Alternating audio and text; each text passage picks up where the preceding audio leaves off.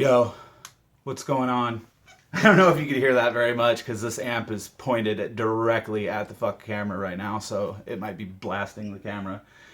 It's got it's a solid state amp, so it sounds like shit, you know.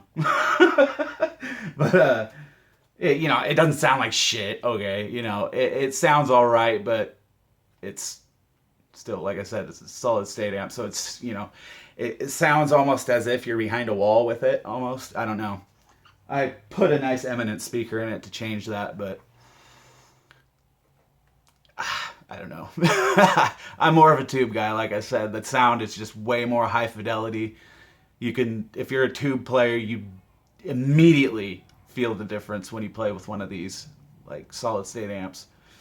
But anyways, this video is about chicken picks. Haha. I don't know if you can see it. I don't know if it actually even says me. Chicken picks. So, guy named Eppo Franken. I think that's how you pronounce his name. Sorry if I mispronounced it. He's a great guy. Awesome guy. He's the one who came up with these picks. And he made these picks. I don't understand how he came up with this. This is like a really high density, hard setting thermoplastic, which I never would have guessed in a million years that this was plastic. It almost seems like ceramic or, something more like that. Because when I was shaping and changing some of these picks to, more suit me, the dust it would give off was really fine, kind of gritty, sort of. It just seemed a lot more like ceramic or something, That's the first thing that popped into my mind. They almost have the same sort of sound as metal, a little bit. Except they're not as abrasive on your strings and, that scratchy sound that metal picks give. I can't stand metal picks. I don't understand how Phil Collin from Def Leppard plays with metal picks, because every time I've tried, they just sound like shit. But these sound awesome. And he shapes these, and you can see there's a lot of attention to detail with the pick. But when you get the pick, it comes with this sticker. Warning, this pick is not for everyone. This is my pick box, sort of. But yeah, and why that is because these picks are way thicker than your standard picks that you would find anywhere else. I mean, some of these picks that he makes, like, you can't even get that size of pick unless you special order, custom made picks from another place. There's no standard picks that come these size. One of his picks came, 3.5 millimeters, super thick. So, of course, me being me and the tinkerer I am, and, I like to customize stuff and fuck with stuff to make it my own. Not to bastardize his picks or anything like that. I told him about it and, told him what I did. And, because I want to be able to utilize all these picks. I don't want him to send me picks and then, oh, I like this one, but, these ones don't really suit my style. And so I never play them again. Like, no. So I repurposed some of them that I, really couldn't play with. Because my fingers don't tend to not want to hold on to picks that are much thicker than 2 millimeters. My fingers just won't do it. It doesn't feel right to me. It doesn't feel like a pick at all. It feels like something else. So I planed, this was the one that was 3.5, and I planed it out to probably like 1.5, which is, I think, me personally, I think you should have a 1.5, size for, I think, all of these picks, because that is like the perfect size to me. The way, I don't know, just the way it attacks the string, the way it glides off the string, and it still feels relatively like a normal pick. Like there's not such a learning curve with it. I don't know. That's just my opinion. I mean, People can take it how they want, but I love these picks. The material that they're made out of is just ridiculous. I made a little boo-boo here with this pick, and this is what I got to warn people. If you're going to make grip like this, see that? I don't know if you can see the crack, but I accidentally busted this pick right there. I was drilling through and accidentally punched through really hard and snapped the pick in half.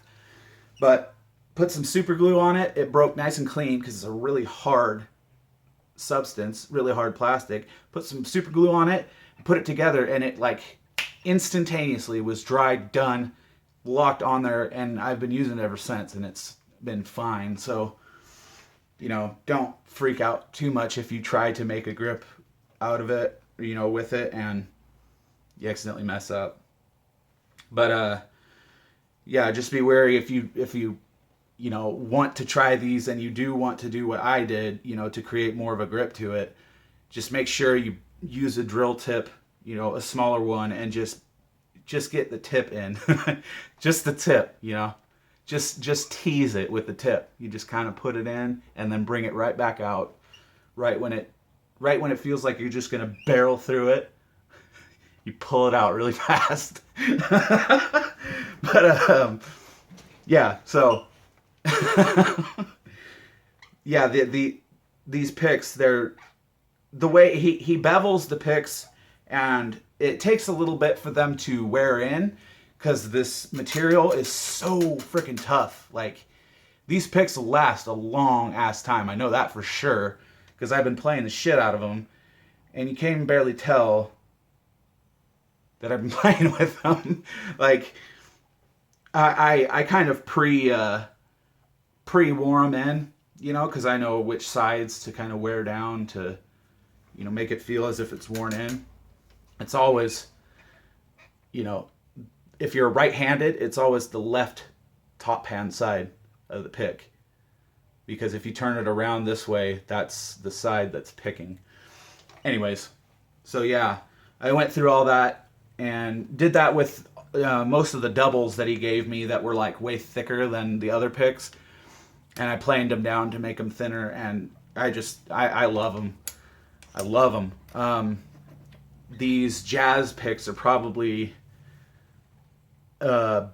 without, like, if we're talking without any modifications to the pick whatsoever, this is probably my favorite, the jazz one, just because of the sharpness of the tip. Just the size feels kind of cool, even though I am used to bigger picks. Like, these picks are a fairly big pick. The circumference is, let's see if I can get a normal size pick. Oh, that's not a really good demonstration. Here we go. Like, you could see it's just a bit bigger. So yeah, all of them are good. Like, there's really none of them. The thing is, it's just I'm so used to having such a scored up surface that I had to create some kind of grip. And the thickness is just, once I planed it down, it was like, oh yeah, okay, now I can rock with these picks. So, I just want to say to everyone out there, like, don't think, oh shit, I can't get these picks because he doesn't make this size and I can't play with that thick of a pick. Because you can always get them and do what I did and, try different things. But, like I said, it's not as if I want to bastardize his picks, because his picks are awesome right off the bat. There's really nothing wrong with them right off the bat. But me personally, I have to have more grip to picks. It's a must for me. Just the way I pick, the way I hold the pick. I most of the time am not holding that much pressure into the pick. I'm usually just letting it kind of glide and do its thing, and the grip kind of makes it stay in my fingers. So later on, what I'm going to do is I'm going to try to get like the upper echelon of picks, you know what I mean? The kind of cream of the crop. And I'm going to do a sort of shootout with the cream of the crop sort of deal, like chicken picks, V picks, blue chip, red bear, gravity picks, all those kinds of stuff, you know, those custom picks and, you know, Papa's picks and stuff like that, where you can get these awesome picks made out of these custom materials that are custom made and, you know, custom ground. And it's just, there's so many picks out there to try that people never even think to do. People never think to get out of their comfort zone and try something new. So, you know, if you want to try something new, these chicken picks are badass, I got to say. You know, I heard a lot of good things beforehand, but, you know, I think they're awesome. The material itself is just gold. More people need to make their picks out of this material because it's just stronger. It has a good attack. You know, yeah, for people that like flex to their pick, you know, it's not going to work because this is a hard material. I mean, it is tough. It's nice and lightweight, but it's super hard, super durable, doesn't wear, you know, pretty much lasts forever if you want it to. I mean, I can't see this pick wearing out, you know, within a 10-year span. I really don't. I honestly think this pick would last a really long time, which is almost like, I don't know if that's a good business plan, because don't you want people to buy more? This pick, you're just going to have one pick forever. But hopefully for him, people will, you know, like lose them or something and be like, oh shit, I got to get another one. But no, they're really good picks. Eppo is a great guy too. I've been, you know, sending back and forth messages with him, and he's just a cool dude, down to earth.